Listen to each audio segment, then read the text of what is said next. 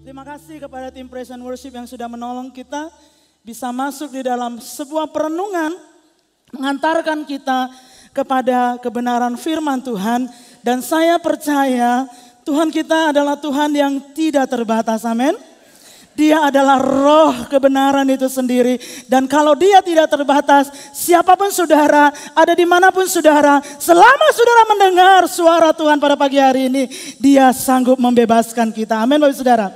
The Cross pada pagi hari ini dalam perayaan Good Friday atau Jumat Agung. Satu hari yang benar kata Pastor Arif, jarang orang merayakan hari kematian.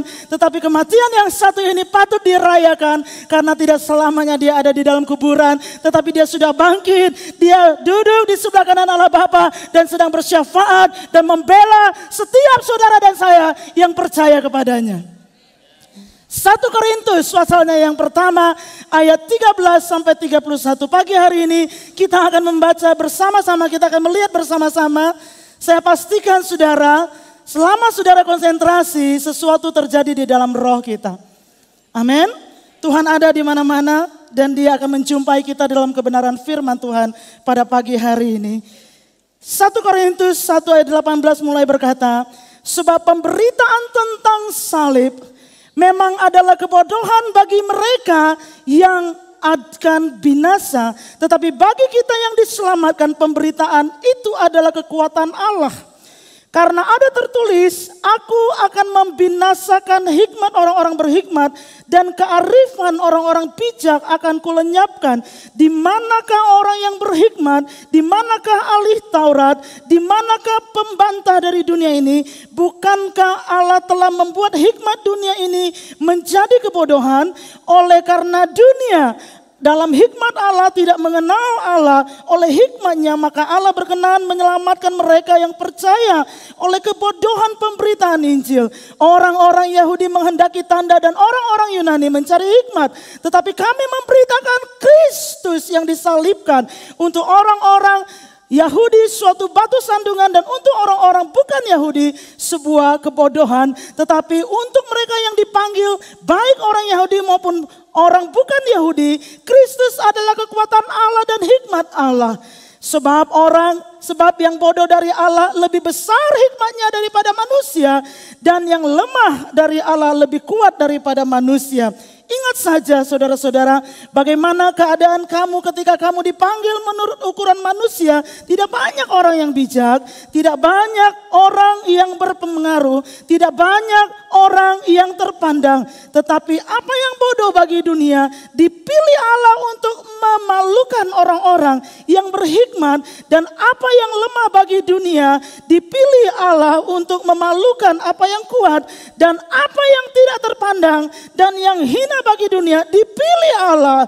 Bahkan apa yang tidak berarti dipilih Allah untuk meniadakan apa yang berarti, supaya jangan ada seorang manusia pun yang memegahkan diri di hadapan Allah. Ayat 30 dan 31. Tetapi oleh Dia kamu berada dalam Kristus Yesus, yang oleh Allah telah menjadi hikmat bagi kita. Ia membenarkan dan menguduskan dan menebus kita. Karena itu seperti ada tertulis, barang siapa yang bermegah, hendaklah ia bermegah dalam Tuhan. Amin. Saudara, ayat-ayat yang sangat luar biasa selama 30 menit, 5 menit ke depan saya akan coba sampaikan kepada Bapak Ibu Saudara kebenaran-kebenaran. Dan saya mau pastikan bahwa saudara yang ada di luar dari gedung ini, Bethlehem Hall, baik ada di lantai 1, di lantai 3 maupun di lantai 4, saudara pastikan juga mendapatkan kebenaran firman Allah. Nah saudaraku yang kasih dalam Tuhan, salib sebagai orang yang percaya kepada Yesus Kristus, sebagai orang yang sudah menerima penebusan Tuhan, kita harus punya pemahaman yang benar tentang salib. The cross. Bukan salib sembarangan, the cross. Salib itu, salib yang mana? Salib yang di atasnya tubuh Yesus digantung. Salib yang di atasnya orang-orang semua ditebus oleh seorang manusia ilahi yang rela menyerahkan dirinya, saudara. Kita mesti punya pandangan yang benar bahwa salib itu bukan cuma sekedar simbol orang Kristen. Sebenarnya simbol orang Kristen tuh banyak Bapak Ibu Saudara. Bukan cuma salib. Ada iktus namanya, ikan. Ya, ada jangkar juga. Itu sebelum abad keempat, semua dipakai untuk simbol orang Kristen. Bahkan kalau saudara ketemu dengan beberapa saudara seiman kita yang ada di Mesir sampai hari ini, mereka menggunakan tato di sini itu dengan gambar salib sebagai simbol untuk menandakan, karena mereka nggak boleh kelihatan orang Kristen. Jadi mereka pakai tato, kalau sesama ketemu tatonya salib, oh sesama saudara-saudara seiman saudara. Tapi ada juga orang-orang Kristen yang menggunakan salib hanya sebagai aksesoris. Banyak dijual di mana-mana. Dan nilainya juga berbeda-beda Bapak Ibu Saudara. Tapi ada juga orang-orang Kristen yang menggunakan salib sebagai jimat. Ada seorang ayah muda telepon saya dan berkata, "Cik, di rumah saya banyak setan." Dan satu kali setelah beberapa waktu saya pergi ke rumahnya dan saya lihat Bapak Ibu Saudara, hampir di setiap atas pintu rumahnya, mulai dari pintu depan sampai pintu dapur ada salib berwarna merah. Dan saya mulai bertanya, kenapa dipasang salib seperti itu? Bukankah seisi kampung ini sudah tahu kamu orang yang percaya kepada Tuhan? Saudara? Saya khawatir itu hanya sebagai jimat. Saya pernah membantu seorang oma-oma untuk baptisan air, ganti baju. Waktu sama-sama di kamar mandi dan saya mulai bantu dia membuka pakaiannya. Terus saya lihat ada gantungan berbentuk salib. Ditaruh di sini, sorry saudara. Di tali pakaian dalamnya. Terus saya tanya, "Oma, ini apa?" "Ini buat jaga-jaga," katanya. Salib bukan sekedar sebuah simbol, apalagi jimat. Salib menceritakan dan menyampaikan pesan keselamatan, pesan kemenangan, pesan kekuatan dan hikmat Allah yang sesungguhnya, saudara. Itu salib artinya. Jadi saudara jangan kecewa belum bisa beli salib, kalung salib apalagi. Jangan kecewa.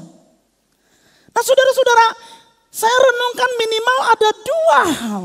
Minimal ada dua hal yang kita harus lakukan dengan salib. Yang disebut di dalam perjanjian baru. Yang pertama disebut oleh Yesus Kristus. Yesus pernah berkata, barang siapa yang mau ikut aku, dia harus pikul salibnya sendiri. Jadi salib itu harus diapain?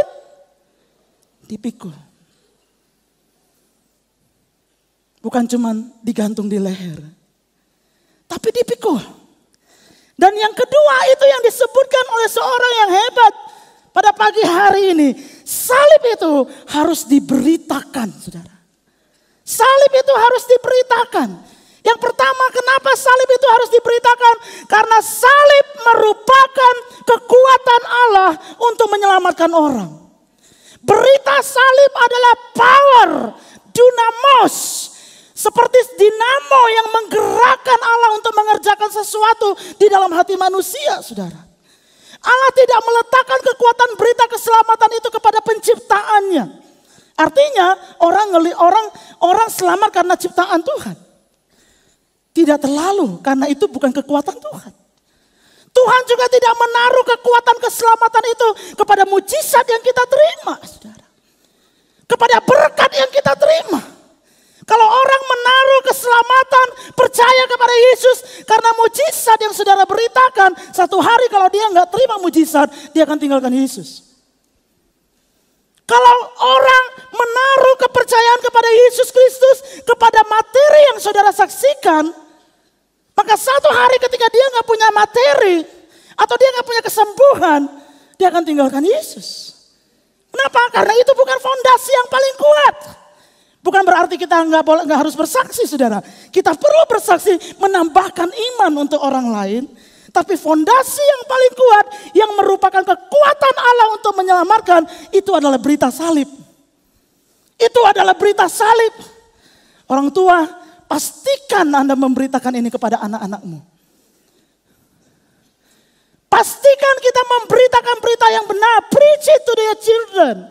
Berita tentang salib. Pastikan mereka percaya kepada Yesus karena berita tentang salib. Karena itu kekuatan Allah untuk menyelamatkan kehidupannya. Beritakan saudara. Nah saudara, kekuatan Allah. Ini berbicara tentang kalau saya lagi lemah, saya ingat salib Yesus. Di situ saya menemukan karena berita itu adalah kekuatan Allah. Kalau saya lagi letih dan lesu dan berbeban berat, kalau saya lagi kesusahan karena sakit penyakit, pergumulan, mungkin pergumulan dan tekanan-tekanan di dalam kehidupan, ingat salib, maka saudara akan menjadi kuat. Ingat apa yang terjadi di atas kayu salib, saudara. Di salib terjadi pertukaran yang sempurna. Di mana posisi manusia yang berdosa, yang seharusnya ditimpa oleh murka Allah, itu digantikan oleh Yesus Kristus. Ibrani pasal 9, ayatnya yang ke-22. Dan hampir segala sesuatu disucikan menurut hukum Taurat dengan darah. Dan tanpa penumpahan darah tidak ada pengampunan. 1 Petrus 1 ayat 18 dan 19, 20 berkata, sebab kamu tahu bahwa kamu telah ditebus dari cara hidupmu yang sia-sia, yang kamu warisi dari nenek moyangmu itu bukan dengan barang yang fana, bukan pula dengan perak atau emas, melainkan dengan darah yang mahal, yaitu darah Kristus yang sama seperti darah anak domba, yang tak bernoda dan tak bercacat. Ia telah dipilih, ini kata kuncinya Bapak Saudara. Ia telah dipilih sebelum dunia dijadikan, tetapi kamu, karena kamu baru menyatakan dirinya pada zaman akhir ini. Saudara, penebusan dosa tidak bisa dilakukan dengan barang yang fana. Apa itu barang yang fana? Domba yang saudara bisa berikan, kambing yang saudara bisa berikan, bahkan B2, B3, B4. Yang bisa dipersembahkan itu barang fana. Bukan pula dengan emas dan perak. Kenapa? Karena you cost more than that. You have the higher value than that. Kita punya nilai yang lebih dari semua barang fana yang bisa kita sebutkan yang ada di dalam dunia ini. Kita lebih dari itu Bapak Saudara. Makanya nggak ada korban yang bisa tergantikan kecuali dia yang dipilih. Kecuali dia yang dipilih saudara. Ada banyak tradisi di beberapa negara Katolik. Kalau hari Jumat Agung seperti ini, beberapa orang menyerahkan diri untuk disalib saudara. Mengingat kematian Yesus Kristus. Bahkan pada zaman Yesus hidup, ada banyak orang yang mengalami eksekusi salib. Tapi kenapa darah yang ditumpahkan tidak menghapus dosa saudara dan saya? Because they are not chosen. Karena mereka bukan pilihan. Tapi yang dipilih Allah adalah kesayangannya. Milik satu-satunya. Yaitu Yesus Kristus yang hari ini kita peringati kematiannya. Dialah pilihan Allah. Amin Bapak Saudara. Dialah pilihan Allah. Makanya Yesus harus mengalami sebuah pertukaran yang sangat luar biasa. Allah menukarkan milik kesayangannya dengan kehidupan manusia, yaitu saudara dan saya. Dan siapapun yang ada di dalam dunia ini yang memberikan dirinya untuk percaya kepada Tuhan Yesus Kristus supaya tidak ada yang binasa. Allah menukarkannya itu. Tetapi tahukah kita bahwa pertukaran itu adalah sebuah pertukaran yang mengerikan. Kenapa? Karena murka Allah sangat mengerikan. Makanya apa yang ditanggung Yesus pun sesuatu yang mengerikan saudara. Apa sih yang terjadi di atas kayu salib? Saudara, salib adalah bentuk eksekusi mati zaman Yesus. Di mana bangsa Romawi menjajah orang Israel. Dan tujuan penyaliban itu sendiri adalah untuk menghasilkan kematian yang pelan dengan penderitaan tingkat tinggi. Yang digantung di salib pasti mati. Tapi kematiannya enggak semudah orang ditembak langsung blek mati gitu Bapak Saudara. Sengaja diciptakan permainan seperti itu. Dan bayangkan Yesus harus mengalami itu, saudara. Sebelum seseorang naik ke atas bukit untuk disalibkan, dia harus melewati apa yang disebut dengan proses pra-penyaliban. Ada apa dengan pra-penyaliban? Saudara, setelah hukuman mati itu diberikan, maka orang tersebut mulai ditangkap. Kemudian harus dimulai dengan penghukuman dengan cara dia dicambuk. Cambuk itu terdiri dari 9 minimal utas tali kulit yang ujungnya ada bola besi dengan gigi. Tapi sebelum ujung tersebut ada tulang-tulang domba yang sengaja sudah dipertajam dan diikat sebelum bola-bola itu, saudara. 9 utas tali yang gak terlalu panjang, tapi panjangnya itu berbeda-beda, saudara. Itu sengaja dilakukan. Kemudian terdakwa yang sudah menerima keputusan hukuman untuk disalib seperti yang Yesus alami pada waktu itu, langsung dibawa ke sebuah tempat untuk mengalami derak dan cambukan dengan posisi tangan di depan, kondisi telanjang, diikat di atas sebuah batu. Dengan itu ada 2 prajurit Romawi dengan kekuatan penuh secara bergantian akan menghajarkan cambuk itu, bukan cuma pelan tetapi dengan sekuat tenaga dari kiri bergantian dengan tangan kanan, dan kemudian itu menyengkram daging Yesus dan itu dicabik, menyebabkan pendarahan yang begitu hebat, saudara. Saya hitung menurut tradisi agama Yahudi harus ada 39 kali cambukan. 39 kali bukan berarti 39 luka. Karena 1 kali ada 9 luka, saudara. Jadi minimal ada 351 luka. Di mana luka itu bukan cuma sekedar luka tergores. Tapi luka sobekan di darah, di dagingnya, saudara. Apa yang bisa ditimbulkan oleh efek cambukan? Kemungkinan patah tulang rusuk, memar dalam paru-paru, pendarahan dada, rongga dada, kehilangan banyak darah itu udah pasti. Muntah-muntah, kejang, bahkan sampai pingsan, saudara. Otot yang robek, luka memar yang dalam, bahkan sampai bisa merusak hati atau limpa, saudara. Dan itu menyebabkan dalam posisi dicambuk aja, Yesus sudah susah kena bernapas. Kenapa rongga dadanya? Nafas saja udah susah, Bapak Saudara yang kasih dalam Tuhan. Setiap cambukan itu menimbulkan kesakitan yang sangat luar biasa. Singkat cerita, Bapak Saudara, setelah peristiwa dicambuk, kondisi Yesus secara fisik sangat serius lemah. Sangat serius. Amsyang luar dalam, Bapak Saudaraku. Apalagi sebelum peristiwa penyambukan yang terjadi Jumat tadi pagi, 2000 tahun yang lalu. Jumat subuh-subuh sudah terjadi itu. Ketika Yesus diserahkan di Taman Getsemani. Yesus semalaman tidak tidur. Masuk ke Taman Getsemani. Berdoa kepada Bapa. Karena dia sudah tahu apa yang ada beberapa jam di depan. Dia sudah tahu kesakitan yang dia harus alami. Dia udah tahu betapa besar murka Allah yang seharusnya ditimpakan kepada saudara dan saya. Itu harus ditanggungnya. Saking itu berat menimpa kehidupannya, pikirannya, jiwanya. Dia keringetan sampai seperti tetesan darah. Setelah mengalami pencambukan yang luar biasa, mahkota duri ditaruh di atas kepalanya dan itu dipaksakan tancap, Bapak Saudara. Bukan cuma sekedar ditaruh, nancap. Mahkota adalah sebuah penghormatan, tetapi tidak dengan mahkota duri.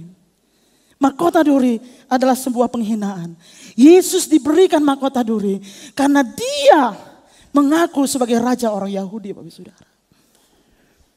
Nah, saudara-saudaraku, efek yang diberikan oleh sebuah mahkota duri itu menghantam syaraf bagian depan di kepala ini. Bagian depan dari tengkorak. Dan salah satu saraf itu adalah saraf yang menyebarkan rasa di seluruh muka ini. Dan Yesus mengalami kesakitan yang luar biasa di bagian mata, di bagian hidung, di bagian mulutnya. Penderitaan yang sangat luar biasa. Dan setelah cambuk, setelah mahkota duri, baru mulai perjalanan memikul salib ke atas bukit Golgota. Salib yang cukup berat, yang tidak semua orang mampu untuk memikulnya. Dan Yesus harus memikul itu sembari berjalan, dihajar lagi saudara dengan cambukan, dipukul, ditendang, diludahin, dilemparin terus busuk karena posisi Via Dolorosa itu ada di pasar, wahai saudara, pada zaman itu. Sampai hari ini juga masih pasar sih. Melintasi semuanya itu Bapak Saudara dalam kondisi yang amsyang. Tapi pada saat Yesus mulai keletihan, jatuh sebanyak 3 kali. Akhirnya Simon dari Kirene dipaksa untuk membantu mengangkut salib Yesus. Kenapa harus dilakukan itu? Karena Yesus gak boleh mati di situ. Dia harus matinya di salib. Jadi prajurit-prajurit harus memastikan jangan sampai dia mati. Itu belum cukup penderitaannya. Tapi dia harus naik ke salib. Dia harus dipakukan. Dia harus ditombak. Bila perlu dia dimakan oleh burung-burung pemangsa, Bapak Saudara. Kenapa salib dilakukan di atas bukit? Itu semua ada tujuannya, Bapak Saudara. Dan Yesus mulai pikul salib sampai di atas bukit. Jubah yang tadi dikenakan setelah pencampukan itu dicopot dengan paksa. Dan itu udah mulai siang hari, jangan lupa. Ketika Yesus berjalan menuju ke Golgota, lukanya sudah mulai kering. Nyatu dengan jubah yang diberikan kepadanya. Dan begitu sampai di bukit Golgota, jubah itu ditarik dengan paksa. Dan Yesus didorong jatuh di atas batu pasir itu. Dan saudara bayangkan ketika jubah itu dibuka dipaksa, semua luka-luka tadi yang sudah mulai mengering itu terbuka. Dan bahkan bernyatu dengan debu dan batu pasir itu. Pendarahan terjadi lagi. Wow. Orang yang mati di atas kayu salib sengaja dilakukan di atas bukit, Bapak Ibu Saudara. Supaya apa? Ada serangga-serangga yang datang mencium bau darah. Dan mereka mulai masuk ke kuping, masuk ke hidung, masuk ke setiap lubang yang ada di muka. Karena yang di atas kayu salib tidak bisa melakukan apa-apa. Bahkan ada burung-burung pemangsa yang sengaja. Tapi bersyukur kepada Tuhan. Karena kematian Yesus di atas kayu salib bukan terjadi tiba-tiba. Sudah dinubuatkan 600 tahun sebelumnya. Zaman Yesaya, bahkan zaman Daud dalam kitab Mazmur yang berkata tidak ada satu pun tulangnya yang akan patah. Apa yang terjadi? Yesus mulai digantung sekitar jam 12 siang. Dan hari itu adalah hari Jumat, Bapak Ibu Saudara. Seperti hari ini. Nanti sore di Israel jam 6 udah hari Sabat. Jadi sebelum Sabat itu datang, tidak boleh ada mayat-mayat di atas kayu salib. Itu harus diturunkan. Tapi tidak boleh diturunkan kalau mereka belum mati. Dan apa yang harus dilakukan? Para prajurit harus pukul kaki mereka, patahkan kaki mereka. Supaya mereka benar-benar mati karena mengalami pendarahan yang luar biasa. Tapi Yesus seperti dituliskan dalam kitab Mazmur, tidak dipatahkan satupun daripada tulangnya. Karena dia sudah mati. Salib itu bukan hal yang biasa. Kematian itu bukan hal yang biasa di atas kayu salib. Bukan hal yang mudah sehingga kita dengan gampang berkata, oh Yesus mati di atas kayu salib menghapus dosa saya. Apa rasanya saudara? Apa rasanya? Penyebab kematian Yesus pasti luka-luka parah yang dia alami saat penyambukan.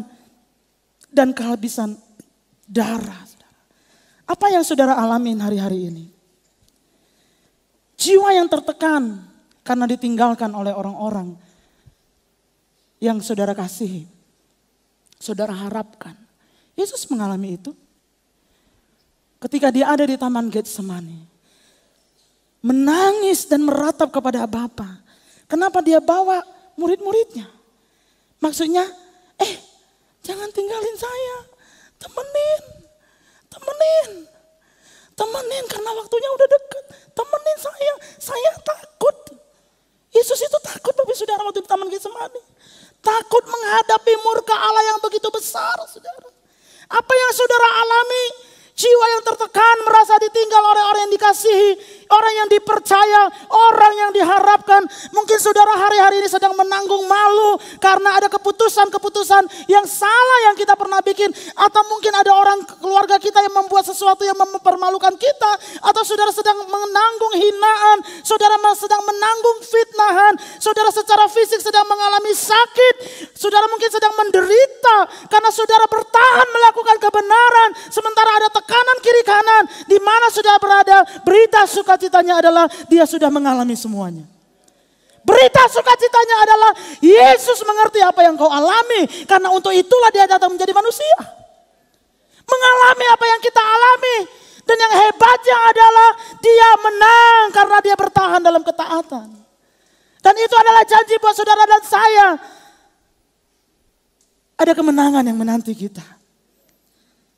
Seperti yang Paulus tuliskan, Roma 8 ayat 18. Sebab aku yakin bahwa penderitaan zaman sekarang ini tidak dapat dibandingkan dengan kemuliaan yang akan dinyatakan kepada kita. Amin Bapak Saudara. Bertahan dengan kesusahan saudara. Karena kebenaran, bukan karena kesusahan yang dicari-cari. Bertahan kalau ada orang look down terhadap saudara. Karena saudara coba untuk hidup benar. Bertahan ketika saudara difitnah. Padahal saudara tahu apa yang saudara lakukan. Itu benar. Karena ada kemuliaan besar yang menanti. Galatia 3 ayat 13. Kristus telah menebus kita dari kutuk hukum Taurat. Dengan jalan menjadi kutuk karena kita. Sebab ada tertulis, terkutuklah orang yang digantung di atas kayu salib. Nggak perlu lagi korban yang lain. Tapi Yesus sudah menjadi korban yang sempurna. Almarhum Billy Graham menuliskan, Tuhan membuktikan kasih-Nya di atas kayu salib ketika Kristus digantung, berdarah dan mati. Tuhan sebenarnya sedang berkata kepada dunia ini, I love you. I love you, saudara. I love you. Oh Bapak Saudaraku dalam Tuhan, kalau bukan karena berita salib, kita adalah orang-orang yang sedang menuju kepada kebinasaan. Kita adalah orang-orang yang sebentar lagi akan menerima murka Allah. Dan murka itu sangat dahsyat. Bagian dari kedua dari 1 Korintus pasal 8 tadi. Ini yang saya mau tutup dengan ini saudara. Kita dipanggil untuk memberitakan salib. Saudara dan saya dipanggil untuk memberitakan salib. Roma pasal 10:13. Sebab barang siapa yang berseru kepada nama Tuhan akan diselamatkan. Tetapi bagaimana mereka dapat berseru kepadanya jika mereka tidak percaya kepada Dia? Bagaimana mereka dapat percaya kepada Dia jika mereka tidak mendengar tentang Dia? Bagaimana mereka mendengar tentang Dia jika tidak ada yang memberitakannya? Dan bagaimana mereka dapat memberitakannya jika mereka tidak diutus? Seperti ada tertulis betapa indahnya kedatangan mereka yang membawa kabar baik. Ada urgensi untuk memberitakan berita salib. Kalau kita mengasihi orang-orang di sekeliling kita, mereka butuh berita salib. Saudara. Apa itu berita salib? Saya mau simpulkan dengan ini dan kita akan selesai. Salib bercerita tentang ini Bapak Saudara. Tuhan menciptakan manusia untuk bersama-sama Dia di dalam kekekalan.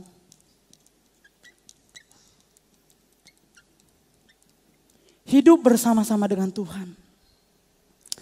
Tapi manusia dalam kehendaknya memilih untuk jatuh di dalam dosa. Sehingga dia ada di bawah. Dan karena upah dosa adalah maut. Atau kematian yang kekal. Kebinasaan, murka Allah. Kematian, gertak gigi dan semua tangisan itu adalah maut. Saudara, dan manusia mulai mencoba dengan berbagai usaha, dengan beragama. Manusia berusaha lagi dengan berbuat amal. Manusia berusaha lagi dengan membuat segala macam korban. Tapi ini semua tidak pernah memenuhi standar manusia untuk kembali kepada hubungan Allah. Namun Allah karena begitu mengasihi manusia, dia menjelma dan turun ke dalam dunia ini dalam seorang yang disebut dengan Yesus Kristus.